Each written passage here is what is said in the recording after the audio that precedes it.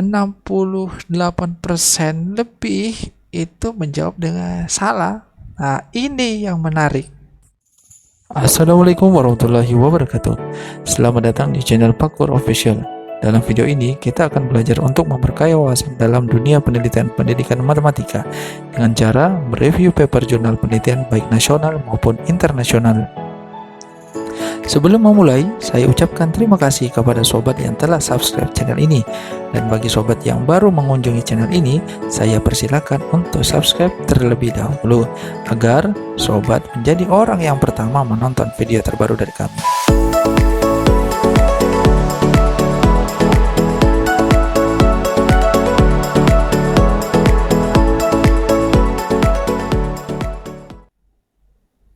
Assalamualaikum warahmatullahi wabarakatuh. Selamat datang di channel saya. Dalam video kali ini kita akan mereview kembali satu paper penelitian, yang mana paper penelitian ini diterbitkan di Jurnal Elemen. Jurnal Elemen adalah jurnal terakreditasi Sinta II yang berasal dari Universitas Hamzah-Wadi. Nanti saya akan berikan link untuk mengakses jurnal ini di deskripsi. Sebelum mereview, ada beberapa poin yang akan saya berikan dan itu yang menjadi fokus kita dalam mereview penelitian ini. Yang pertama adalah apa tujuan dari penelitian, kedua adalah novelty atau keberbaharuannya, yang ketiga adalah metode yang digunakan seperti apa, yang keempat apa hasil yang diperoleh, kemudian yang kelima adalah pembahasan, yang keenam adalah kesimpulan, yang ketujuh adalah apa rekomendasi yang diberikan oleh penulis, yang kedelapan adalah apa rekomendasi dari saya pribadi setelah mereview paper penelitian ini. Kita mulai mereview paper penelitian ini. Judul dari paper penelitian ini adalah pengembangan tes matematika dengan konteks COVID-19 untuk siswa SMP atau MTS kelas 8. Adapun penulis pertamanya adalah Anggit Prabowo yang berasal dari Program Studi Pendidikan Matematika FKIP Universitas Ahmad Dahlan. Penulis kedua adalah Jarnawi Afghani Dahlan, berasal dari Universitas Pendidikan Indonesia. Oke, itu adalah judul dari paper ini dan penulisnya.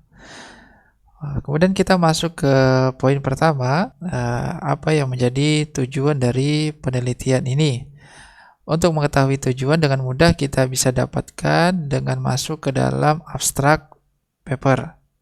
Di sini, di dalam abstrak, penulis menuliskan bahwa penelitian ini bertujuan untuk mengembangkan tes matematika dengan konteks COVID-19 untuk mengukur ketercapaian kompetensi dasar keterampilan matematika siswa SMP atau MTS kelas 8. Jadi ini tujuan dari penelitian.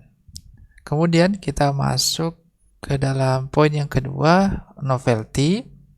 Kita masuk ke dalam pendahuluan. Setelah saya membaca di pendahuluan ini, penulis menjelaskan terlebih dahulu tentang penyebaran COVID-19 di Indonesia dengan menggunakan sumber data berasal dari Gugus Tugas Percepatan Penanganan COVID-19. Dan juga penulis menuliskan bahwa berdasarkan edaran nomor 4 tahun 2020 tentang pelaksanaan kebijakan pendidikan dan masa darurat penyebaran COVID, yang isinya adalah proses belajar dan mengajar ini diselenggarakan dari rumah dengan melaksanakan pembelajaran daring atau jarak jauh yang difokuskan pada pendidikan kecakapan. Yang dimaksud kecakapan di sini adalah kecakapan mengenai hal-hal yang terkait dengan pandemi COVID-19. Pendidikan kecakapan untuk terkait COVID-19 untuk guru itu dapat diupayakan dengan diantaranya adalah dengan mengkaitkan materi yang diajarkan dengan konteks-konteks COVID. Jadi harapannya selain siswa juga dapat mempelajari materi sesuai kurikulum yang ada, mereka juga mendapat tambahan pengetahuan dan keterampilan terkait dengan COVID-19. Setelah itu, penulis juga menjelaskan bahwa untuk penelitian pengembangan tes matematika telah banyak dilakukan. Nah, seperti di sini, Sunardi, Lestari, dan Alam itu melakukan pengembangan tes berupa soal matematika dengan konteks masyarakat. Ada juga peneliti-peneliti yang melakukan pengembangan soal dengan konteks budaya. Seperti yang dilakukan oleh Carmila, konteks budayanya adalah Jambi, kemudian ada Bangka Belitung dan Jakabaring. Oke, dari sini kita bisa melihat novelty dari penelitian ini, bahwa yang baru dari penelitian ini adalah mengembangkan soal matematika dengan konteks COVID-19. Oke, dalam metode kita lihat prosedur pengembangan tes mengadopsi langkah-langkah pengembangan tes oleh SPAN, Professional Testing Inc., dan ALTOS yang meliputi pertama, menyusun blueprint, kedua, menulis butir soal, mereview soal, melakukan uji coba, menganalisis hasil uji coba, dan melakukan revisi. Jadi ini adalah 6 langkah dalam metode penelitian pada paper ini. Kita akan masuk ke dalam hasil penelitian. Dalam hasil penelitian, penulis menjelaskan bahwa blueprint disebut juga kisi-kisi tes. Nah, blueprint ini memuat tujuan tes, deskripsi peserta tes, banyaknya butir soal, materi yang diujikan, format tes, dan tipe butir soal. Kemudian selanjutnya, berdasarkan Permendikbud RI nomor 37 tahun 2018, terdapat 11 kompetensi yang hendak dicapai dalam pembelajaran matematika.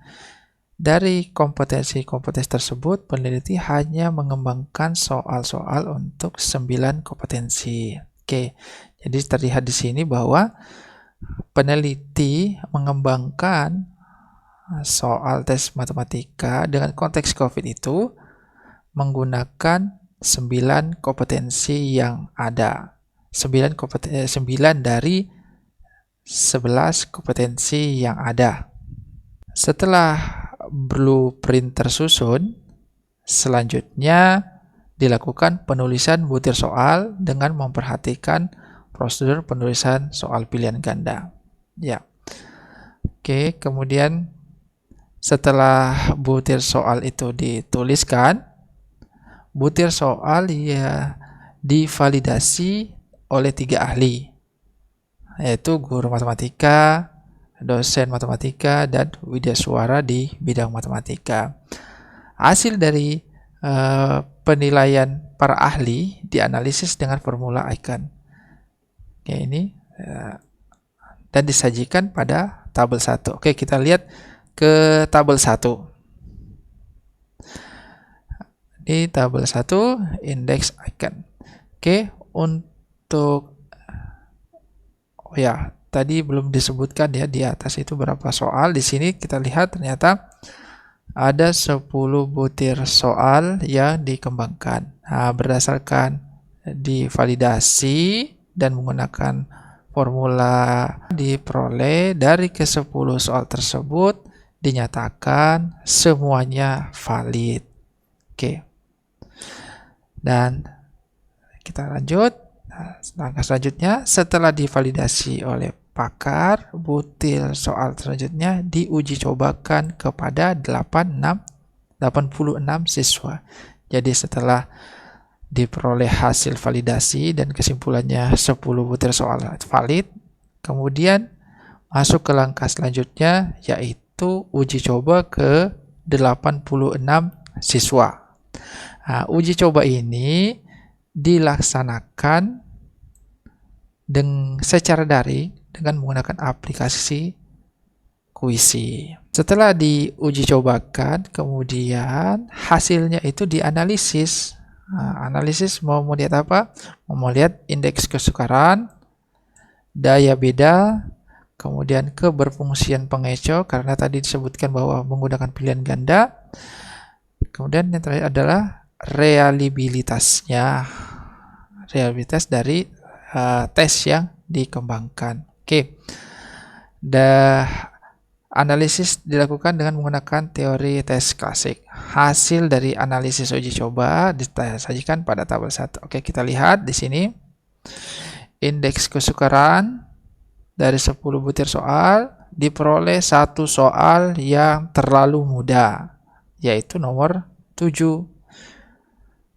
Kemudian untuk daya bedanya diperoleh satu soal dengan keterangan jelek. Satu soal dengan keterangan jelek. Hasil analisis pada ini menunjukkan 10 butir soal valid. Oke ya, sudah disebutkan tadi. Kemudian kita lihat di sini untuk reliabilitasnya, hasil pengukuran diestimasi dengan menggunakan formula Cronbach alpha dan didapatkan nilai koefisien reliabilitas sebesar 0,658. Ini untuk koefisien reliabilitas dari soal atau dari tes yang dikembangkan. Untuk keberfungsian pengeco atau distraktornya, kita bisa lihat dalam tabel 2. Di tabel 2, lihat di sini nomor butir soal ada 10. Persentase banyaknya responden yang memilih pilihan jawaban. Untuk nomor 1, persentase yang memilih jawaban A itu adalah 31,4%. Ada tanda bintang bahwa untuk pilihan H ini adalah kunci jawaban dari butir soal nomor 1. Untuk menjawab B itu 9,3%, yang C 20,9%, yang D 38,4%. Jadi ini untuk persentase yang memilih pilihan jawaban. Di dalam soal nomor 7 terdapat pilihan B dan D ini di bawah 5%, yaitu 3,5% dan 4,7%. Penulis menjelaskan bahwa revisi dilakukan pada butir soal nomor 6 karena memiliki daya beda jelek, dan butir soal nomor 7 karena terlalu mudah. Butir soal nomor 7 juga memerlukan revisi pada pengeco karena persentase banyaknya peserta yang memilih pilihan jawaban tersebut kurang dari 5%. Oke, jadi ini adalah hasil dari penelitian. Sekarang kita masuk ke poin selanjutnya, yaitu pembahasan. Jadi dikatakan sebelumnya bahwa KD yang digunakan itu terdiri dari 9 KD, yaitu KD 4.1, 4.2, 4.3.3, 4.4, 4.5, 4.6, 4.9, 4.10, 4.11. Jadi ini 9 KD yang digunakan. Ada 2 KD yang tidak digunakan, yaitu 4.7 dan 4.8.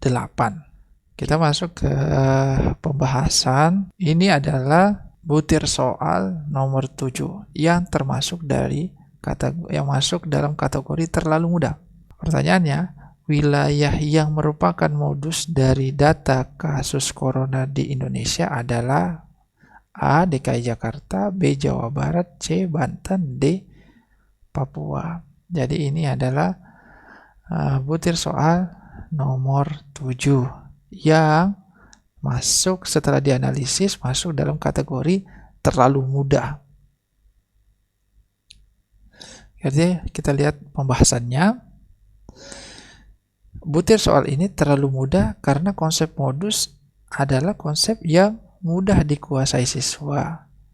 Salah satu buktinya adalah berdasar pada hasil ujian UN tahun 2019 sebesar 98,19% siswa di Indonesia mampu menyelesaikan soal tentang modus data tunggal. Nah, ini.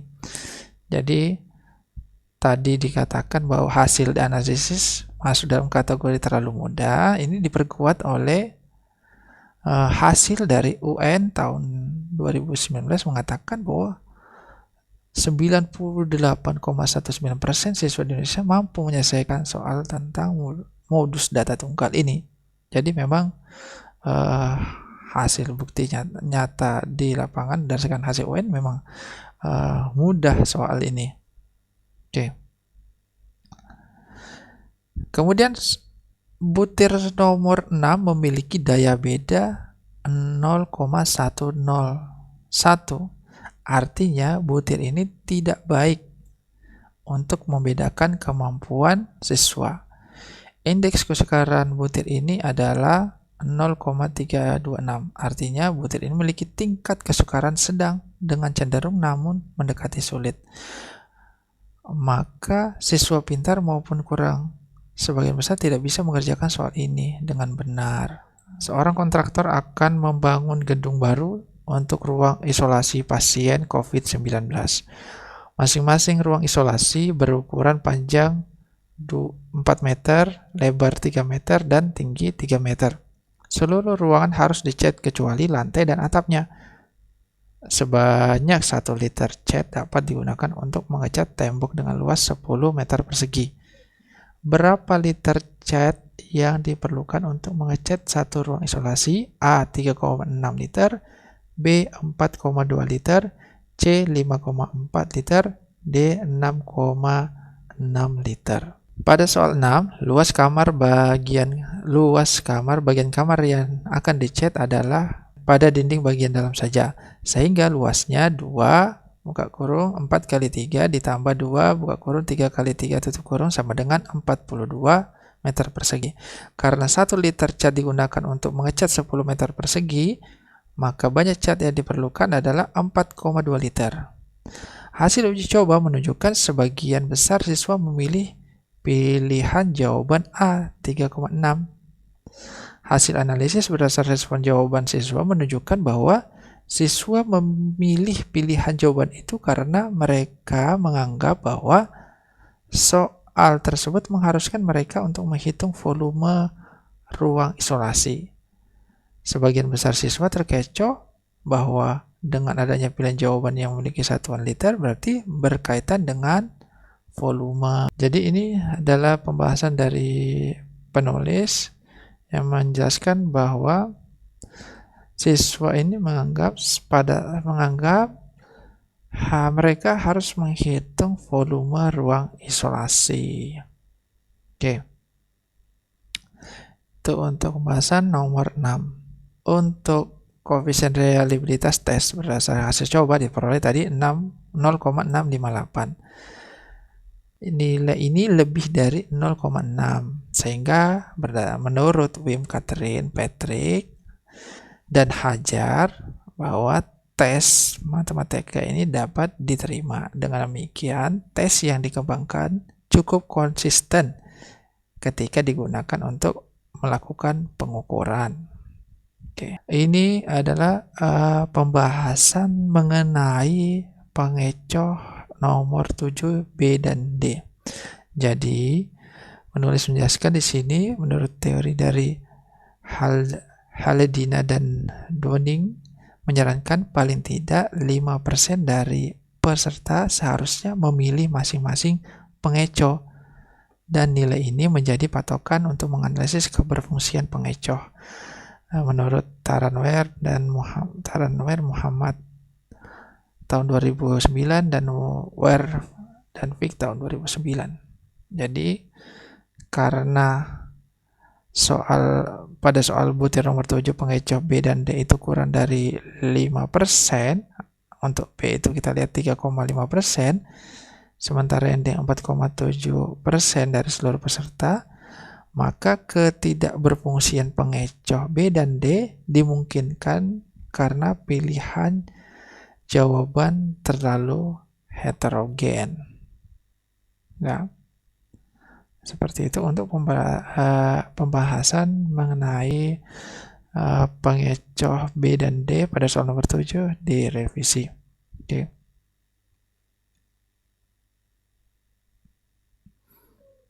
Oke, di paragraf terakhir bahwa berdasarkan hasil analisis tes di atas, butir nomor 6 dan 7 perlu untuk direvisi.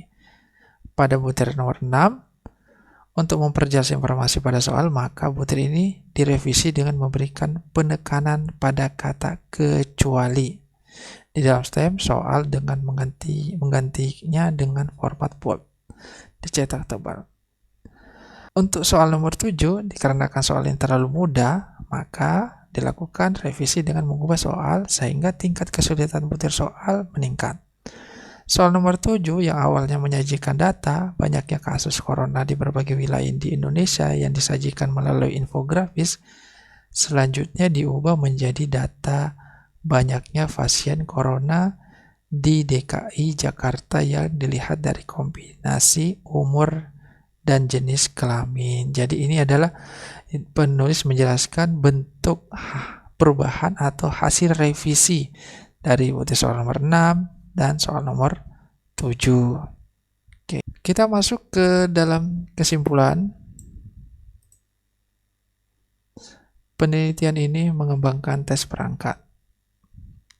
10 butir soal dengan konteks COVID. Dari 10 butir soal semuanya terkategori valid berdasarkan analisis validitas isi. Kemudian ditinjau dari tingkat kesukaran dan daya beda. Nomor 7 tergolong terlalu mudah, sementara butir 6 tidak baik dalam membedakan siswa yang berkemampuan tinggi dan siswa yang memiliki kemampuan rendah. Oke, berdasarkan informasi tersebut, soal nomor 7 dan 6 sudah direvisi sedemikian sehingga agar tingkat kesukaran dan daya bedanya menjadi lebih baik.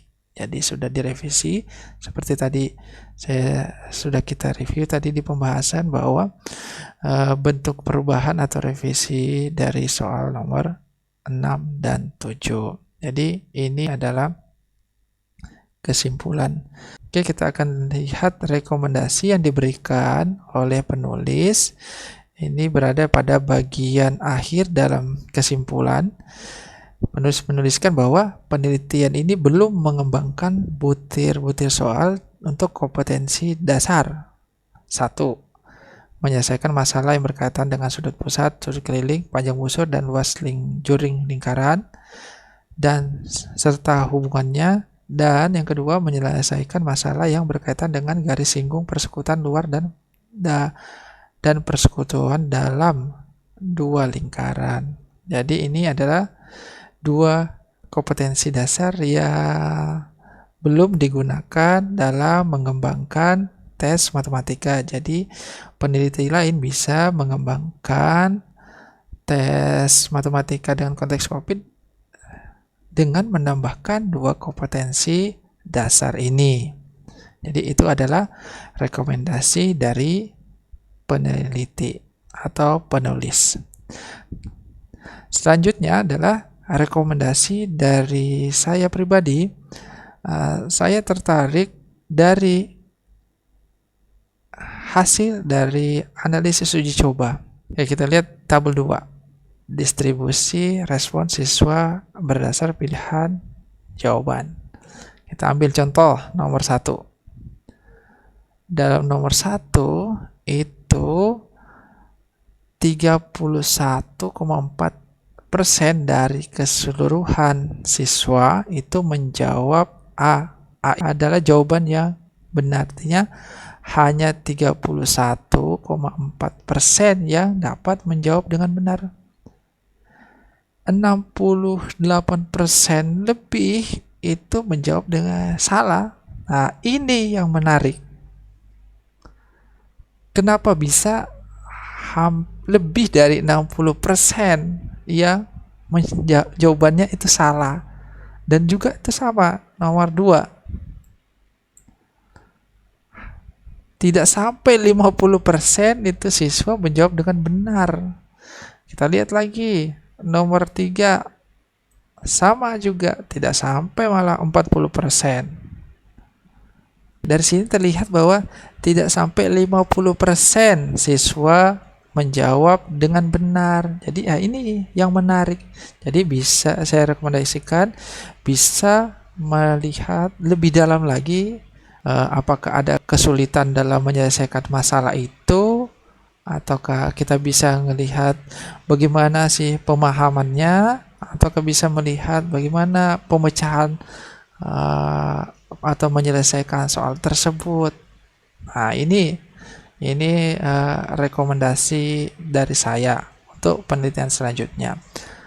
Itu yang pertama. Kemudian rekomendasi kedua saya setelah membaca paper ini adalah dapat melakukan pengembangan tes matematika dengan konteks COVID ini juga, tetapi tahapannya sampai dengan diseminasi, sudah sampai penyebaran. Jadi untuk penelitian ini kan hanya sampai dengan merevisi tes matematikanya, dan ini menurut saya masih bisa lagi dikembangkan, dilanjutkan sampai dengan diseminasi. Sekian video review paper dengan judul pengembangan tes matematika dengan konteks COVID-19 untuk siswa SMP atau MTS kelas 8 dengan penulis pertama Anggit Prabowo dan penulis kedua Jarnawi Afghani Dahlan, yang mana paper ini dipublish oleh jurnal Elemen dari Universitas Hamzah Wadi. Jika sobat-sobat sekalian merasa video ini bermanfaat, bisa berkomentar dengan menuliskan bermanfaat, dan jika kalian suka dengan video ini, silakan like dan share. Dan bagi sobat-sobat sekalian yang belum mensubscribe channel ini, sekarang silakan subscribe channel ini agar kalian tidak ketinggalan informasi tentang review paper penelitian yang selanjutnya. Oke, sekian dari saya. Wassalamualaikum warahmatullahi wabarakatuh.